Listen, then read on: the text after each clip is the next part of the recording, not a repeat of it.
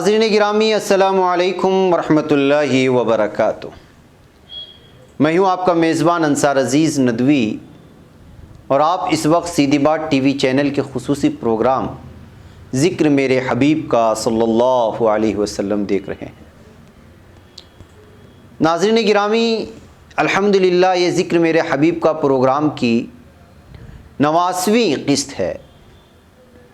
گزشتہ ہفتے آپ نے دیکھا تھا اور سنا تھا کہ کس طرح یہود کے صالح اہل علم رسول کریم صلی اللہ علیہ وسلم کی دعوت کی طرف متوجہ ہو رہے تھے اور کس طرح بنی قینقاع سے تعلق رکھنے والے بلند پایہ مذہبی رہنما اور عالم و متقی شخصیت رسول اکرم صلی اللہ علیہ وسلم سے ملاقات کے بعد اسلام قبول کر لیا تھا اور کس طرح اپنے گھر والوں کو بھی دعوت دی تھی اور متاثر کر لیا تھا۔ ناظرین ان کے قبول اسلام کی دلچسپ داستان سنانے کا ہم نے وعدہ کیا تھا۔ ان کے قبول اسلام کی داستان سننے کی کوشش کرتے ہیں ہم لوگ، جس سے ان کے ایک عزیز نے روایت کیا ہے۔ میں نے جب اللہ کا پیغام لانے والے ہستی کے بارے میں سنا تو آپ صلی اللہ علیہ وسلم کی صفات، آپ کا نام اور آپ صلی اللہ علیہ وسلم کے زمانے کو پہچان لیا، کیونکہ ہم اس کے انتظار میں تھے۔ اس اطلاع پر میں دل میں خوشی محسوس کر رہا تھا، لیکن زبان سے کچھ نہیں کہتا تھا، تاآں کہ رسول خدا صلی اللہ علیہ وسلم مدینہ پہنچے۔ جب آپ صلی اللہ علیہ وسلم قباء میں بنی عمرو ابن عوف کے گھرانے میں پہنچے تو ایک شخص آیا اور اس نے آپ صلی اللہ علیہ وسلم کی تشریف آوری کی اطلاع مجھے اس عالم میں دی کہ میں اپنے کھجور کے درخت کی چوٹی پر چڑھا کام میں مصروف تھا۔ میری پھوپھی خالدہ بنت حارث نیچے بیٹھی تھی۔ میں نے جو ہی تشریف آوری کی خبر سنی تکبیر بلند کی۔ پھوپھی نے میری تکبیر سن کر مجھ سے خدا تجھے غارت کرے، تجھے اگر موسیٰ ابن عمران کی آمد کا مژدہ بھی ملا ہوتا تو اس سے بڑھ کر اظہار مسرت نہ کرتا۔ میں نے کہا پھوپھی جان خدا کی قسم یہ موسیٰ ابن عمران کے بھائی ہیں اور انہی کے دین پر کاربند ہیں، یہ وہی پیغام لائے ہیں جو موسیٰ علیہ السلام لائے تھے۔ اس پر وہ کہنے لگی اے میرے برادر زادے، کیا یہ وہی نبی ہے جس کے بارے میں ہمیں بتایا جاتا ہے کہ وہ قیامت کی گھڑی کے قریب اٹھایا جائے گا؟ میں نے کہا ہاں یہی تو وہ ہے۔ پھر میں خدا کا سندیسہ لانے والے کی خدمت میں پہنچا اور میں نے اسلام قبول کر لیا۔ پھر اپنے گھر والوں کے پاس آیا اور ان کو بھی دعوت دی، سو وہ بھی حلقہ اسلام میں داخل ہو گئے۔ سیرت ابن ہشام کی جلد اول صفحہ نمبر 138 اور 139 میں واقعہ بیان کیا گیا ہے۔ ناظرین یہ نو مسلم عالم چونکہ یہود کی کمزوریوں کے راسداں، ان کے حاسدانہ نفسیات اور ان کی ذلیل کردار کے رمز شناس تھے، اس لیے خوب سمجھتے تھے کہ میرے ذہنی انقلاب پر کیا تأثر دیا جائے گا۔ قاعدہ یہ ہے کہ جب مفاد پرستی کی بنا پر گروہ بندیاں پیدا ہو جاتی ہیں تو کردار اتنا ہی گر جاتا ہے کہ اچھے کو اچھا اور برے کو برا کہنے کے بجائے اپنے بروں کو اچھا اور دوسروں کے اچھوں کو برا قرار دیا جاتا ہے۔ اپنے باڑے کی بھیڑ کالی ہو تو بھی سفید شمار ہوتی ہے اور باہر کی بھیڑ سفید ہوتی بھی اسے کالی کہا جاتا ہے، بلکہ اپنے باڑے کی سفید بھیڑ باڑ پھاند کر باہر ہوتی کالی ہو جاتی ہے۔ چنانچہ ہر دور میں اس قماش کے مذہب داروں کا حال یہی رہا ہے کہ جب تک کوئی شخصیت ان کے ساتھ رہتی ہے یا کم سے کم اسے اندیشہ نہیں ہوتا کہ اس کی سرگرمیاں اپنے کاروبار پر اثر انداز ہونے والی ہیں تو اس کی خوبیوں کا کھلے دل سے اعتراف کیا جاتا ہے، بلکہ کبھی کبھار تو پورے مبالغے سے اس کی علمی و کرداری عظمت بیان کی جاتی ہے۔ لیکن وقت کی چند گردشوں کے ساتھ جب ایسی عظیم شخصیت کا رول کسی بزرگ کی مذہبی مارکیٹ کے لیے ذرہ رساں بن جاتا ہے تو معاً رائے گرامی کروٹ لیتی ہے اور زبان و قلم پلٹی کھا جاتے ہیں۔ کوئی عالم تھا تو اب جاہل قرار پا جائے گا، کوئی مومن تھا تو اب فاسق و کافر گردانا جائے گا، خادم دین و ملت تھا تو وہ اب ضال اور مضل کہا گنا جائے گا، ادب و احترام کا مستحق تھا تو اب گالیوں کا ہدف بن جائے گا۔ عبداللہ ابن سلام کے سامنے یہود کی مسخ شدہ فطرت کی یہی پستیاں تھیں، اور انہوں نے تہیا کر لیا کہ ان پستیوں پر سے تصنع کے پردے اٹھوا دیے جائیں۔ دل ہی دل میں ایک ڈرامے کا نقشہ بنا کر انہوں نے اپنے اسلام کو مخفی رکھا۔ مناسب موقع پر محسن انسانیت صلی اللہ علیہ وسلم کی خدمت میں آئے اور عرض کیا کہ یہود ایک باطل زدہ گروہ ہیں، اور ان کے فساد احوال کو بے نقاب کرنے کے لیے آپ صلی اللہ علیہ وسلم مجھے اپنے گھر میں پس پردہ بٹھا دیں اور ان کی نگاہوں سے مخفی رکھ کر ان کی رائے میرے بارے میں دریافت فرمائیں، اور پھر ملاحظہ فرمائیں کہ میرے اسلام لانے سے ناواقف ہوتے ہوئے مجھے کیا مقام دیتے ہیں، کیونکہ اگر ان کو میرے قبول اسلام کا علم ہو گیا تو پھر وہ مجھ پر بہتان باندھیں گے اور عیب جوئی کریں گے۔ ناظرین، حضور اکرم صلی اللہ علیہ وسلم نے ایسا ہی کیا۔ عبداللہ ابن سلام کو گھر میں آڑ کے پیچھے بٹھا دیا، اور ادھر یہودی بزرگ آ پہنچے، باتیں ہوئی، سوالات پوچھتے رہے اور جوابات دیے جاتے رہے۔ آخر میں رسول اکرم صلی اللہ علیہ وسلم نے پوچھا، حسین ابن سلام تمہیں سے کیسے آدمی ہیں؟ کہنے لگے کہ وہ ہمارے سردار ہیں اور ہمارے ایک سردار کے فرزند ہیں، ہمارے ایک مرد جلیل ہیں، ایک بلند پایہ عالم ہیں۔ جب وہ سب کچھ کہہ چکے تو عبداللہ ابن سلام اونٹ سے باہر آ گئے اور ان کو مخاطب کر کے کہا، اے گروہ یہود، خدا کا خوف کرو اور جو دین حضور اکرم صلی اللہ علیہ وسلم کے ذریعے آیا ہے اسے اپنا لو، کیونکہ خدا کی قسم تم خوب سمجھتے ہو کہ آپ صلی اللہ علیہ وسلم اللہ کے فرستادہ ہیں۔ تم حضور اکرم صلی اللہ علیہ وسلم کی اسم گرامی اور آپ صلی اللہ علیہ وسلم کی صفات کا تذکرہ اپنے یہاں تورات میں لکھا دیکھتے ہو، سو میں تو گواہی دیتا ہوں کہ حضور اکرم صلی اللہ علیہ وسلم خدا کے فرستادہ ہیں، اور آپ پر ایمان لاتا ہوں اور آپ کی تصدیق کرتا ہوں اور آپ صلی اللہ علیہ وسلم کو پہچانتا ہوں۔ یہود پردہ اٹھا دینے والے اس ڈرامے کو دیکھ کر بہت سٹپٹا گئے اور کہنے لگے تم جھوٹے ہو، اور پھر عبداللہ ابن سلام کے در پہ ہو گئے۔ ابھی چند ثانیے پہلے جس شخص کو سید، عالم اور مرد جلیل قرار دیا، گھڑی بھر میں اسی کو جھوٹا آدمی کہہ رہے تھے۔ عبداللہ نے رسول اکرم صلی اللہ علیہ وسلم سے عرض کیا، حضرت عبداللہ نے، کہ میں نے حضور اکرم صلی اللہ علیہ وسلم کو کہنے ہی دیا تھا کہ ایک باطل زدہ گروہ ہے، یہ سرکشی، جھوٹ اور برائی سے آراستہ لوگ ہیں۔ اس دلچسپ طریقے سے عبداللہ ابن سلام نے اپنے گھر والوں کے اسلام کا اعلان کیا۔ تصور کیجئے کہ یہود کے دل و دماغ پر کیا واردات گزری ہوں گی۔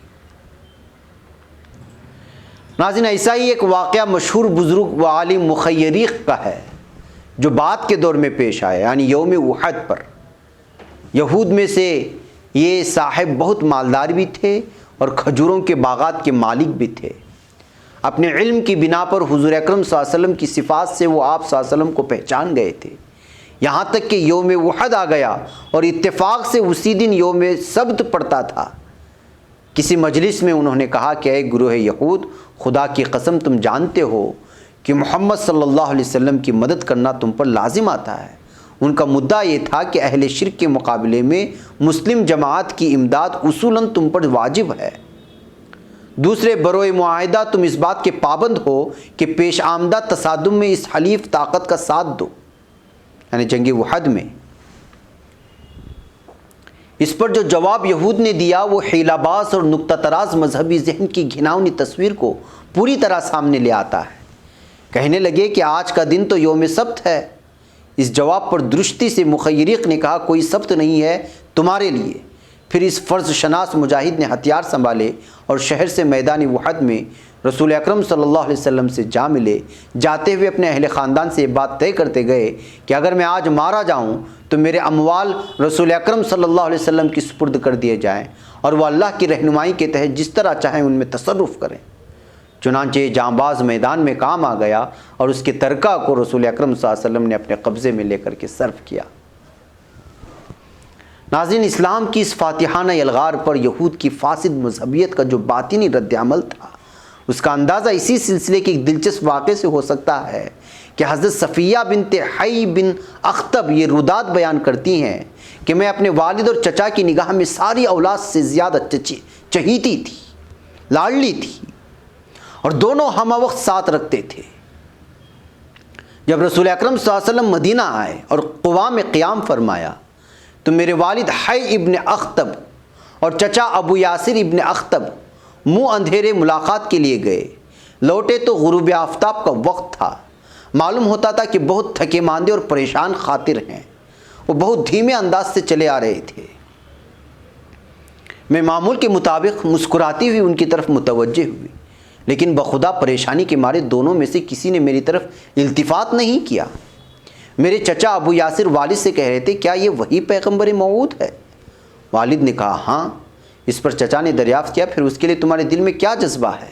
والد نے کہا، دشمنی ہی دشمنی، جب تک زندہ ہوں، خدا کی قسم۔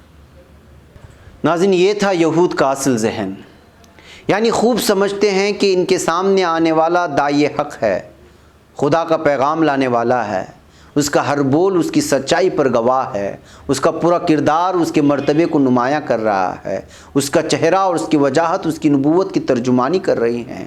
سمجھتے ہی نہیں، خلوتوں میں زبان سے اقرار تک کرتے ہیں، لیکن ایمان و اطاعت کی راہ اختیار کرنے کے بجائے مخالفت و عداوت کا عزم باندھتے ہیں۔ یہ فطرت یہود کے یہاں عام تھی۔ آفتاب نکلتا ہے تو کون نہیں جانتا کہ نور کا ریلا ابل پڑا۔ آدمی اور حیوانات تو خیر آنکھیں رکھتے ہیں، گھاس کی ایک ایک پتی کو علم ہو جاتا ہے کہ وہ ہونے والا واقعہ ہو گیا جو ہر شب تیرہ کے خاتمے پر روز ہوا کرتا ہے۔ بلکہ حرارت اور گرمی مٹی کے بے جان ذروں اور پانی کے قطروں اور ہوا کی موجوں تک کو یہ معرفت دے دیتی ہے کہ نور کا پیغامبر جلوارہ ہو چکا ہے۔ طلوع آفتاب تو ایسا بڑا انقلابی واقعہ ہوتا ہے کہ اسے چمگادڑیں اور الو تک جان جاتے ہیں۔ ان کی فطرت کج کی امتیازی شان بس یہ ہوتی ہے کہ روشنی ہونے پر اور دنیا کی تو آنکھیں کھلتی ہیں اور ان کی آنکھیں بند ہو جایا کرتی ہیں، بلکہ ان کے لیے سورج کے نکل آنے کی علامت ہی یہ ہوتی ہے کہ ان کی آنکھیں چندیا کے رہ جائیں۔ انسان اتنا اندھا نہیں ہو سکتا کہ اس کے سامنے اللہ تعالیٰ کے انبیاء علیہ الصلاۃ والسلام مرتبہ اعجاز کو پہنچے ہوئے علم و کردار کے ساتھ جلوہ گر ہوں اور وہ یہ نہ محسوس کر لے کہ کوئی عظمت مآب اور غیر معمولی اہمیت کی شخصیت ابری ہے۔ آدمی دیکھتا ہے، سمجھتا ہے، جانتا ہے اور جاننے کے بعد آنکھیں بند کرتا ہے۔ پھر بھی اگر روشنی پپوٹوں کے پردوں کو چیر کر اندر جا پہنچتی ہے تو آنکھوں پر پٹیاں باندھتا ہے، ہاتھوں سے ان کو بھینچ لیتا ہے، منہ ریت میں چھپا لیتا ہے، کمروں کے دروازے کھڑکیاں بند کر کے کالے پردے ان پر ڈال دیتا ہے۔ کہتے ہیں سوتے کو جگایا جا سکتا ہے، جاگتے کو جگانا ممکن نہیں ہوتا۔ ٹھیک اسی طرح انجان کو علم دیا جا سکتا ہے، لیکن جاننے والے کو انجان بن جانے پر جہل کے عالم سے باہر نہیں نکالا جا سکتا۔ ٹھیک یہی حال تھا جس میں یہود کی اکثریت اور خصوصاً ان کے علماء کبار جا پڑے تھے۔ قرآن نے بھی ان کی اس فساد کی نشاندہی کرتے ہوئے کہا، یعرفونہ کما یعرفون ابناءہم، سورہ بقرہ کی 146ویں آیت ہے۔ یعنی یہ حق اور داعی حق کو اسی قطعیت کے ساتھ جانتے ہیں جیسے اپنے بچوں کو جانتے اور پہچانتے ہیں۔ ناظرین، یہودیت کے سربراہ کار محسن انسانیت کے علو مرتبے کو دیکھ دیکھ کر جلتے تھے، اور جو عامت الناس اور ان کے اپنے ریوڑ کے افراد نئی دعوت کی طرف لپک رہے تھے، ان کی دلوں کی فضا میں کھنچاؤ بڑھ رہا تھا۔ بگڑے ہوئے مذہب داروں کی دلوں میں جب کسی مؤثر دعوت اور کسی فروغ پاتی ہوئی تحریک اور کسی جلیل القدر داعی کے خلاف کینہ پیدا ہو جاتا ہے اور آہستہ آہستہ جڑ پکڑ لیتا ہے، تو وہ افہام و تفہیم کے دروازے بند کر کے مناظرے کا دنگل کھول دیتے ہیں۔ مناظرے کی اسپرٹ سے جو سوالات و شکوک اٹھائے جاتے ہیں، ان کا منشا کبھی یہ نہیں ہوتا کہ ایک بات کو سمجھنا ہے، بلکہ مقصد یہ ہوتا ہے کہ سیدھی سادھی بات کو سمجھنا نہیں ہے۔ یعنی مناظری کی روح ہے، میں نہیں مانوں گا، لیکن مقصد اتنا ہی نہیں ہوتا، وسیع تر منتہا یہ ہوتا ہے کہ عوام الناس کو طلب حق کی فطری راہ سے ہٹا کر شکوک و شبہات کے خارزاروں میں ڈال دیا جائے اور وہ سادہ استدلال سے دور ہو کر نظری سوالات کے چکر میں پڑ جائیں۔ وہ دعوت کے عقلی قدر و قیمت اور اس کے اخلاقی اثرات کو جانچنے کے بجائے پیچیدہ ٹیکنیکل مسائل کی بھول بھلیوں میں گھومتے رہیں۔ علماء سو اپنے بارے میں تو 100% اطمینان رکھتے ہیں کہ ہمیں دعوت حق کبھی ختم نہیں کر سکتی۔ ڈر تو انہیں ہوتا ہے اپنی بھیڑوں کے ہاتھ سے نکل جانے کا، ان کی حفاظت کے لیے وہ ٹیڑھے ٹیڑھے سوالات کا ایک طوفان بدتمیزی برپا کر دیتے ہیں۔ یہود کے علماء سو بھی اس کے سوا اور کیا کر سکتے تھے اور کیا کرتے؟ یہود مناظرانہ بحثوں اور کاوشوں کے مورچے کس طرح کھولتے ہیں، یہ اگلے ہفتے ہم آپ لوگوں کے سامنے رکھیں گے کہ کس طرح آپ صلی اللہ علیہ وسلم سے مناظرے کا انعقاد کرتے ہیں اور سوالات کی بوچھار کر دیتے ہیں۔ ناظرین، وقت ہو چلا ہے مجھے یہاں پر، انشاءاللہ یہ سلسلہ چلتا رہے گا، مجھے یہاں پر اجازت ہے۔ السلام علیکم ورحمۃ اللہ وبرکاتہ۔ اللہ